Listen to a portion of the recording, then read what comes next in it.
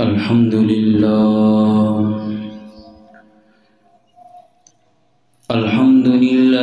رب العالمين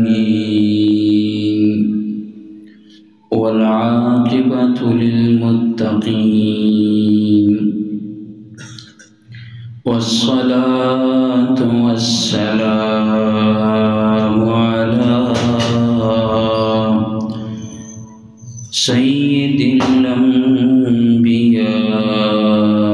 وإمام المرسلين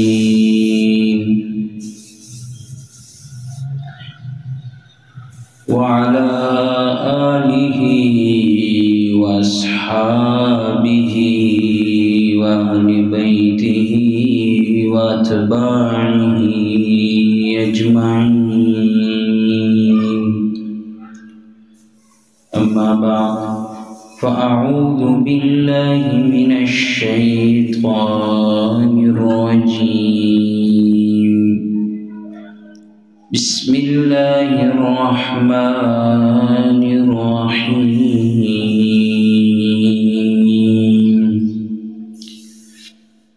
شهر رمضان الذي أنزل فيه القرآن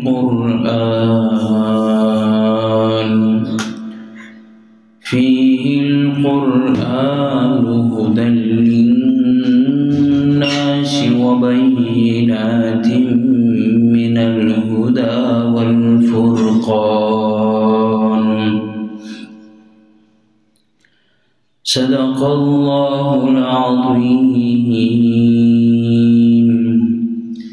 اللهم صل على محمد وعلى آل محمد كما صليت على إبراهيم وعلى آل إبراهيم إنك حميد مجيد. اللهم بارك على محمد وعلى آل محمد كما باركت على إبراهيم وعلى آل إبراهيم إنك حميد مجيد. گرامی قدر سامعین، امت مسلمہ کے غیرت مند مسلمانوں، دوستوں، بھائیوں، شعبان کا مہینہ ختم ہونے والا ہے اور رمضان المبارک کا مہینہ آنے والا ہے. آج جس موضوع پر لب کشائی کی جسارت حاصل کروں گا وہ ہے استقبال رمضان المبارک کی تیاری. دوسرے کے تو رمضان المبارک کا مہینہ قریب ہے، اس کے لیے ہمیں تیاری کرنی چاہیے. اندلیب گلشن رسول حضرت امی عائشہ رضی اللہ تعالی عنہ فرماتی ہیں کہ جب بھی شعبان کا مہینہ آتا تو پیارے آقا صلی اللہ علیہ وسلم شعبان کے مہینے کے دنوں کو شمار فرمایا کرتے تھے کہ رمضان اتنے دن بعد آئے گا، پھر 2 دن گزرتے، پھر ایسے ہی شمار فرماتے. تو اعداد و شمار اپنے ذہن میں رکھتے اور گویا کہ رمضان المبارک کے انتظار میں رہتے تھے. غزوہ تبوک کے موقع پر مشکل غزوہ تھا، بہت بڑی مسافت تھی. میں نے وہ جگہ دیکھی ہوئی ہے، گاڑی میں کوئی 9-10 گھنٹے 8 گھنٹے سے اوپر ٹائم لگتا ہے مسلسل جب سفر جاری ہو. غزوہ تبوک کے موقع پر سخت گرمیوں کے دن بعض منافقین پیچھے رہ گئے تھے تو منافق لوگ بہانہ ڈھونڈتے تھے. حضور صلی اللہ علیہ وسلم جب واپس تشریف لائے تو منافقین کی لائنیں لگ گئی اور پیارے آقا صلی اللہ علیہ وسلم کے دربار میں اپنے عذر پیش کرنے لگے۔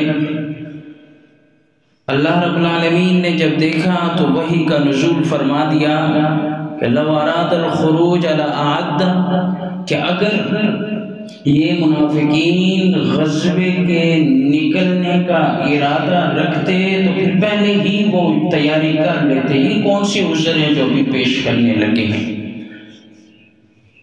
تو اس سے یہ معلوم ہوا کہ رمضان المبارک سے پہلے ہمیں تیاری کرنی چاہیے، ورنہ نئے موقع پر وہ تیاری ہم سے نہیں ہو سکے گی۔ وہ اللہ کی ایک قدرت اور خاص فضل ہو کسی کے اوپر، وہ علیحدہ بات ہے۔ تو جس طرح دوسرے دینی کاموں کے لیے تیاریاں ہوا کرتی ہیں، ایسے ہی رمضان المبارک کے لیے تیاری کرنی چاہیے۔ پھر وہ تیاری دو قسم کی ہوا کرتی ہیں، ایک جسمانی تیاری ہمیں کرنی چاہیے رمضان المبارک کے لیے، اور ایک روحانی تیاری کرنی چاہیے رمضان المبارک کے لیے۔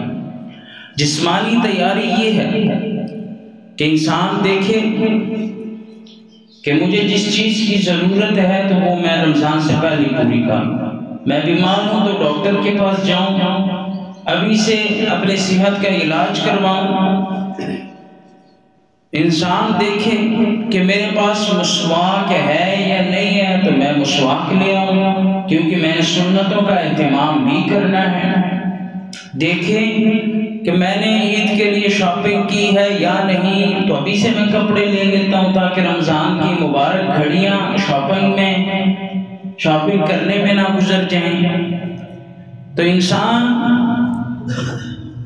یہ دیکھے کہ اپنی مسجد میں چٹائیاں پوری ہے یا نہیں ہے، مصلی ٹھیک ہیں یا نہیں ہے، لائٹس، پنکھے، وضو خانہ، دیگر چیزیں، ان سب کا معائنہ کریں، کیونکہ ان کا رمضان المبارک کے ساتھ تعلق ہے۔ یہ جسمانی تیاری ہے، اور دوسری قسم کی تیاری روحانی تیاری ہے۔ آپ یوں مثال لے لیں، ایک برتن الٹا پڑا ہوا ہے، اوپر سے زبردست قسم رب کی رحمت بارش ہو رہی ہے، تو اس برتن میں کوئی پانی نہیں آئے گا، وہ تو الٹا پڑا ہوا ہے۔ اگر وہ برتن سیدھا ہو تب اس میں پانی آئے گا۔ تو ایسے ہی ہمارے حضرت جی فرمایا کرتے تھے، پیر ذوالفقار احمد نقشبندی دامت برکاتہم العالیہ، کہ گندے برتن میں کوئی بھی دودھ نہیں ڈالتا۔ جب برتن گندا ہو کوئی بھی اس میں دودھ نہیں ڈالتا، اور جس کا دل گندا ہو تو اس میں رب کا نور بھی نہیں آتا، رب اس دل میں بھی نور نہیں ڈالتا۔ تو لہٰذا ہمیں پہلے سے اپنے روح کو ٹھیک کرنا ہے اور اللہ کے حضور توبہ کرنا ہے۔ جب ہم توبہ کریں گے تو رمضان المبارک کی بابرکت گھڑیوں میں جن رحمتوں کا نزول ہوتا ہے ہم بھی اس سے مستفید ہو جائیں گے۔ ایک تو ہم توبے کا اہتمام کریں، توبہ ہم کریں گے رب کے حضور۔ پھر پیارے آقا صلی اللہ علیہ وسلم کا ارشاد ہے کہ کل امتی کل بنی آدم خطاؤون وخیر الخطائین توابون۔ ٹھیک ہے، سب بنی آدم، حضرت آدم علیہ السلام کی اولاد خطا کار ہے، لیکن بہترین خطا کار وہ ہیں جو رب کے حضور توبہ کر رہے ہیں۔ اور روحانی تیاریوں میں سے دوسری تیاری یہ ہے کہ ہم ذکر میں اپنے آپ کو مشغول رکھیں، ذکر کی عادت بنا لیں۔ کیوں؟ اگر ابھی سے ہم ذکر کی عادت نہیں بنائیں گے تو رمضان المبارک میں ذکر کرنا ہمارے لیے مشکل ہو جائے گا۔ اور تیسری تیاری یہ کہ نیک اعمال کا اہتمام کر لیں۔ آپ ایک مثال لے لیں، تلاوت کا اہتمام کر لیں۔ اگر ایک بندہ کہتا ہے کہ رمضان المبارک جب شروع ہوگا مہینہ تو میں 10 پارے پڑھوں گا. اب جو ہی وہ رمضان کا پہلا روزہ آتا ہے تو بندہ جب قرآن اٹھاتا ہے تو کبھی ان کے کندھوں پہ بوجھ، کبھی سر پہ بوجھ، اور کبھی سر میں درد، کبھی آنکھیں چکرانے لگتی ہیں، کبھی دل تنگ ہوتا ہے، تو پھر وہ قرآن اٹھا کے سائڈ پہ رکھ دیتا ہے. جس نے پورے سال ویسے تو ہمیں پورے سال چاہیے تو قرآن پڑھتے، جس نے پورا سال قرآن نہیں پڑھا وہ اچانک رمضان المبارک میں قرآن کو لے اور ایک دم سے اپنے اندر تبدیلی لائے، بہت مشکل ہے، بہت مشکل. ابھی سے یہ 7-8 دن رہتے ہیں، اپنے آپ کو اس نیک اعمال کی طرف، تلاوت قرآن کی طرف متوجہ کر لے. جب رمضان کا پہلا روزہ آئے گا پھر تلاوت کرنی ہمارے لیے مشکل نہیں ہوگی.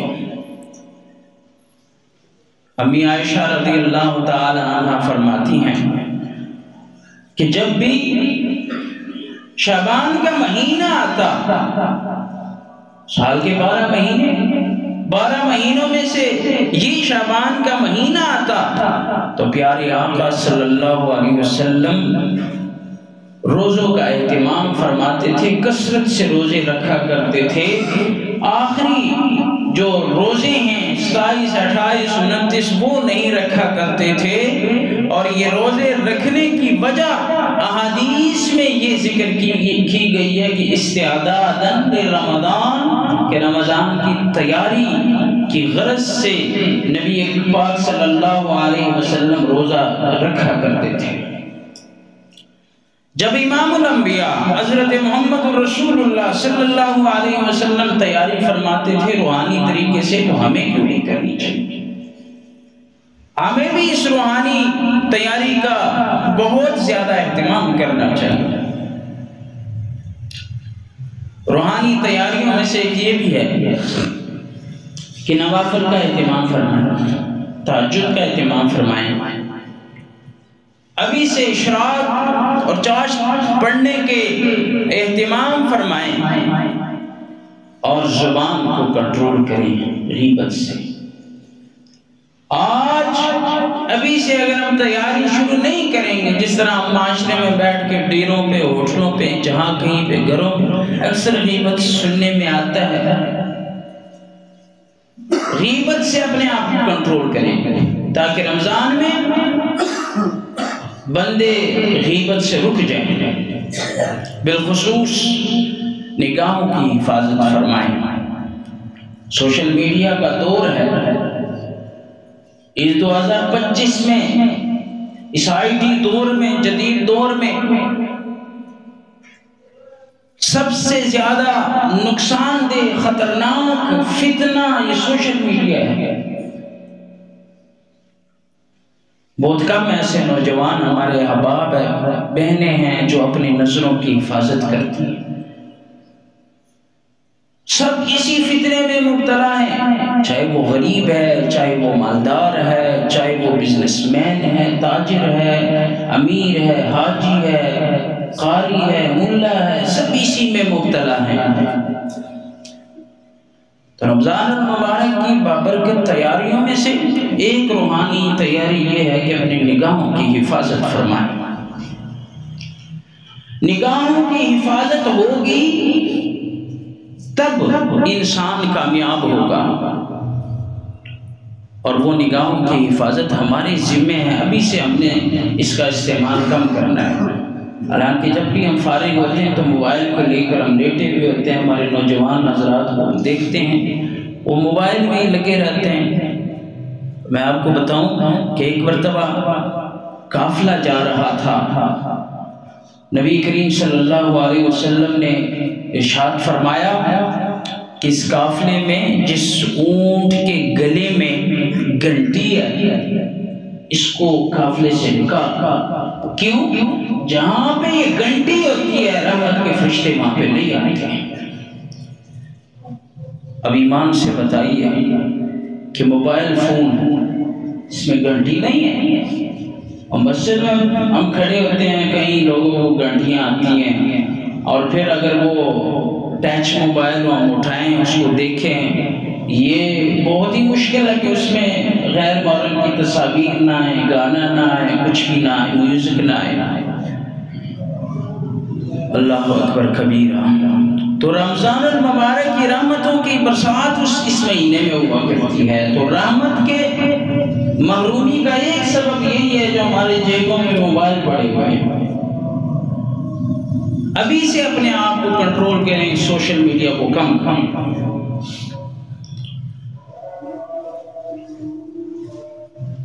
حضرت علی کرم اللہ وجہہ جا رہے تھے، ایک تازہ قبر بنا ہوا تھا، مٹی بھی تازہ پڑی ہوئی تھی۔ اللہ تعالیٰ سے دعا کی، کرامت اولیاء بھی حق ہے۔ اللہ تعالیٰ نے قبر والے کی حال کو ظاہر فرما دیا۔ اس کے اوپر کیا دیکھ رہے ہیں کہ مردے کو بہت سخت عذاب دیا جا رہا ہے، آگ میں لپٹا ہوا چیخ رہا ہے، تمام پردوں کو ہٹا دیا گیا۔ مردہ کہنے لگا، علی میں تو جل رہا ہوں، میرے اوپر آگ کے شعلے آپ کو نظر آ رہے ہیں، رب کی طرف سے عذاب مل رہا ہے، میری سفارش اللہ سے فرما دیں۔ حضرت علی نے جب ان کی آہ و بکا کو دیکھا، فوراً رب کے حضور سجدے پہ لیٹ گئے، اللہ سے دعائیں مانگنے لگے، گڑگڑانے لگے، اے رب کائنات اس کو معاف فرما دے، اس نے مجھے بڑے امید سے پکارا ہے اور میری سفارش اس کے حق میں قبول فرما لے۔ اللہ تعالیٰ نے کہا، رمضان کے روزے بھی رکھا کرتا تھا یہ شخص، لیکن رمضان میں گناہوں سے ہی منع نہیں ہوتا تھا۔ دن کو روزہ، رات کو گناہوں میں مبتلا ہوتا تھا۔ آج کون یہ شخص ہے اعتکاف میں بیٹھے ہوئے موبائل استعمال کر رہے ہوتے ہیں، دیگر دن تو چھوڑیں، اعتکاف میں نے دیکھا ہوا ہے موبائل کو 10 دن ہٹانے سے موت آتی ہے، اتنے ہم عادی ہو چکے ہیں۔ نشہ تو چھوڑ سکتے ہیں، سگریٹ چھوڑ سکتے ہیں، نسوار چھوڑ سکتے ہیں، لیکن موبائل نہیں چھوڑ سکتے۔ بہت بڑا نشہ ہے، ہمارے ایمانوں کی تباہی ہے، تباہی۔ رمضان المبارک کی آنے کی تیاریوں میں سے یہ بھی تیاری ہے کہ ہم اللہ کی رحمت کیسے سمیٹیں۔ ان میں سے ایک یہ بھی ہے کہ جتنی بھی صلہ رحمی ہم سے رشتہ داریوں میں خفگیاں ہیں، دوریاں ہیں، ان کو ہٹائیں، ناراضگیاں دور کریں۔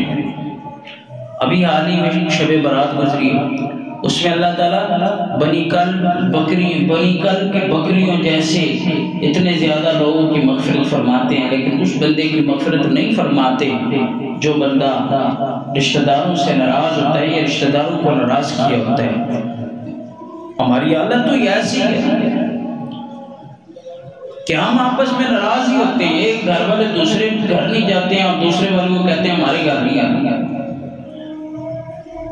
حقیقت جانیے، یہی رمضان المبارک کی رحمتوں کا جو نزول ہوتا ہے، تو رحمت سے محرومی کا ایک بہت بڑا سبب یہی ہے۔ تو رمضان آنے سے پہلے اپنی ناراضگیاں دور کر لیں۔ جانیں دنیا کی ناراضگی ہیں، آپ ہم سے بہتر جانتے ہیں، چھوٹی چھوٹی باتوں پہ ناراضگی ہوتی ہیں، دور کر لیں بس۔ حضرت عبداللہ بن اوفا رضی اللہ تعالی عنہ فرماتے ہیں، 9 ذی الحج کا دن، عرفات کا دن، عرفات کے میدان میں موجود پیارے آقا صلی اللہ علیہ وسلم نے اعلان فرمایا، ارے میرے امتیوں، اس مجمع میں اگر صلہ رحمی قطع کرنے والا کوئی موجود ہے، اس مجمع میں اگر اپنے رشتہ داروں کو ناراض کرنے والا شخص موجود ہے تو وہ اس مجمع سے نکل جائے۔ کیوں؟ عرفات کے دن رحمت کا نزول ہوتا ہے، اللہ کی رحمتوں کا نزول ہوتا ہے، اور جس مجمع میں یہ شخص موجود ہوگا جس نے رشتہ داروں کو اس کے ساتھ قطع تعلق قائم کیا ہوا ہے، اس کی وجہ سے وہ رب کی رحمتیں نہیں آتی، لہذا ہم بھی محروم ہو جائیں گے، وہ اس مجمع سے نکل جائے۔ راوی فرماتے ہیں کہ ایک شخص کو دیکھا جہاں پہ لیڈیز تھی، عورتوں کی طرف چلا گیا، واپس آیا، حضور نے فرمایا، حضور نے پوچھا کدھر گئے تھے؟ یا رسول اللہ صلی اللہ علیہ وسلم میری خالہ مجھ سے ناراض تھی، جب آپ کا یہ اعلان سنا تو خالہ کو منانے گیا تھا۔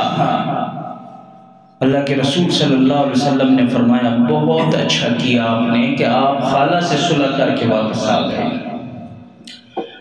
تو رب کی رحمتوں سے محروم ہونے کا ایک سبب یہ ہے کہ قطع تعلقی ہو رشتہ داروں کے۔ رمضان آنے سے پہلے اس کو بھی ٹھیک کریں۔ ایک زمانہ ہوا کرتا تھا جب لوگ حج کے لیے جایا کرتے تھے تو گھر گھر جا کے معافیاں مانگتے تھے۔ بزرگوں کو پتہ ہے نا، نوجوان تو ویسے بھی چلے جاتے ہیں۔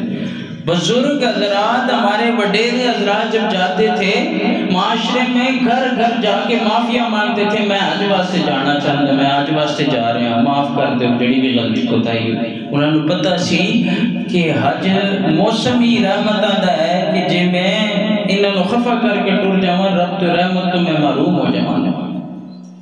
ابھی بھی رمضان المبارک میں بھی رب کی رحمتوں کا نزول ہوتا ہے۔ تو استقبال رمضان، استقبال کہتے ہیں مرحبا کہنا، جب ایک مہمان آتا ہے اس کا استقبال کیا جاتا ہے۔ تو رمضان المبارک کا استقبال ہم کیسے کریں گے؟ ایک ہم جسمانی تیاری کریں گے اور ایک ہم روحانی تیاری کریں گے۔ روحانی تیاریوں میں سے یہی شامل ہے کہ آپ ابھی سے اپنے عبادات کی طرف توجہ دیں اور گناہوں سے رکیں اور رب کی رحمتوں کو سمیٹیں۔ بالخصوص یہ موبائل وغیرہ کے فتنے سے نوجوانوں سے میری یہی درخواست ہے کہ وہ اس سوشل میڈیا کے دور میں موبائل کے استعمال کو کم کر دیں، پھر جب رمضان آئے گا رمضان کے مہینے میں یہ استعمال کرنا آسان ہو جائے گا۔ ابھی سے اگر ہم نوافل کا اہتمام نہیں کریں گے، ہم نے پھر 20 تراویح جا کے پڑھنی ہے، 20 کوئی نہیں پڑھ سکتا۔ وہ کہتے ہیں تراویح تے پھر سنت ہے، سنت ہی چھڑ دو با ٹھیک، فرض ہی رکھو با ٹھیک۔ اور آتے ہیں پورے سال نفس اتنا کالا ہوا ہوتا ہے کہ جب تراویح کے لیے آتے ہیں تو کہتے ہیں جی ٹھیک ہے 8 ہی پڑھ لو بس گزارا چل جائے گا، بس ٹھیک ہے 20 کیا کرنی ہے۔ حشر کے میدان میں اگر 20 کا حساب لگ گیا نا، 20 والے جیت گئے تو یہ 8 20 کے اندر نہیں آئیں گی، اور اگر 20 والے جیت گئے تو 8 تو 20 کے اندر آ گئی، اور 8 والے ہار گئے تو پھر یہ 20 کیسے پوری کریں گے؟ 20 ہی پڑھو، 8 بھی درمیان میں آ جائیں گے۔ تو ابھی سے نوافل کا اہتمام کریں گے۔ اگر ابھی سے اپنے آپ کو عادی نہیں بنائیں گے تو رمضان میں پھر تراویح پڑھنا بھی مشکل ہو جائے گا، قرآن کی تلاوت کرنی بھی مشکل ہو جائے گی، ذکر کرنا بھی مشکل ہو جائے گا۔ اتنا آسان تو نہیں ہے ذکر کرنا۔ رمضان المبارک میں جب بھی پہلی رات آتی سرکش شیاطین کو قید کر لیا جاتا۔ اب بڑا سوال یہی اٹھتا ہے وہ بھائی اتنے بڑے بڑے شیاطین کو جیل میں ڈال دیا گیا، قید کر لیے گئے، ہم لوگ پھر کیوں گناہ کرتے ہیں؟ موبائل سے باز نہیں آتے، گناہوں سے باز نہیں آتے، ذکر و اذکار ہم سے نہیں ہوتا، تلاوت ہم سے نہیں ہوتی، او بھائی گناہوں سے کیوں نہیں رک پاتے؟ اس کا سمپل سا جواب میں دینا چاہتا ہوں کہ دیکھیں پورے سال ایک انسان کا نفس میلا ہوا کرتا ہے تو میلا نفس اتنا جلدی پاک نہیں ہوتا۔ حدیث پاک میں پیارے آقا صلی اللہ علیہ وسلم کا ارشاد ہے کہ انسان جب گناہ کرتا ہے تو اس کے دل پہ ایک سیاہ نقطہ لگ جاتا ہے، پھر جب گناہ کرتا ہے وہ سیاہ نقطہ تھوڑا سا بڑا ہوتا ہے، یہاں تک کہ وہ سیاہی پھیلتی جاتی ہے، پورا دل ہی کالا ہو جاتا ہے۔ تو رمضان المبارک کے آنے سے پہلے رب سے توبہ بھی کریں، مسجدوں کا رخ بھی کریں، اور 5 وقت نماز کی بھی پابندی کریں، نوافل کا بھی اہتمام کریں، بالخصوص تلاوت کلام پاک کا، کیونکہ پورے سال ہم اس سے محروم رہتے ہیں۔ اکثر ہمارے نوجوان حضرات پھر ہم سے پوچھتے ہیں تسی کس طرح پڑھ لیں 2 3 پارے 5 پارے، ساڈے کول تے کیوں نہیں پڑھنے ملتی، سر چکران لگتا ہے۔ اس کی وجہ یہی ہوتی ہے کہ انسان عادی نہیں ہوتا، جب عادی نہیں ہوتا پھر تلاوت مشکل ہو جائے۔ ابھی سے تلاوت شروع کریں، پریکٹس کریں۔ حضور صلی اللہ علیہ وسلم روزے زیادہ اسی وجہ سے شعبان میں رکھا کرتے تھے تاکہ رمضان کے لیے تیاری ہو جائے۔ ہم عبادات کی طرف دلچسپی لیں گے تو تیاری ہو جائے گی۔ اللہ کریم سے دعا ہے کہ اللہ تعالیٰ ہمیں وہ رحمتوں کا مہینہ نصیب فرمائے۔ بڑے حضرات تھے پچھلے سال ہم میں موجود تھے، آج نہیں ہیں، یہ تو اللہ کا فضل ہے، اور اللہ تعالیٰ مزید ہمیں رمضان تک قریب کرے اور رمضان کے روزے رکھنے کی توفیق عنایت فرمائے۔ بیماریاں لے کے آنے والا بھی اللہ ہے اور ختم کرنے والا بھی اللہ ہے۔ شوگر کے مسائل زیادہ ہیں، دل کے مسائل زیادہ ہیں، بیماریاں لیکن ہم اللہ سے دعا کریں گے کہ اللہ ہمیں رمضان کی صحت عنایت فرما دے۔ آپ کے رحمتوں کا مہینہ ہے، مغفرت کا مہینہ ہے، اللہ ہمیں بھی روزے رکھنے کی توفیق عنایت فرما۔ وآخر دعوانا ان الحمدللہ رب العالمین۔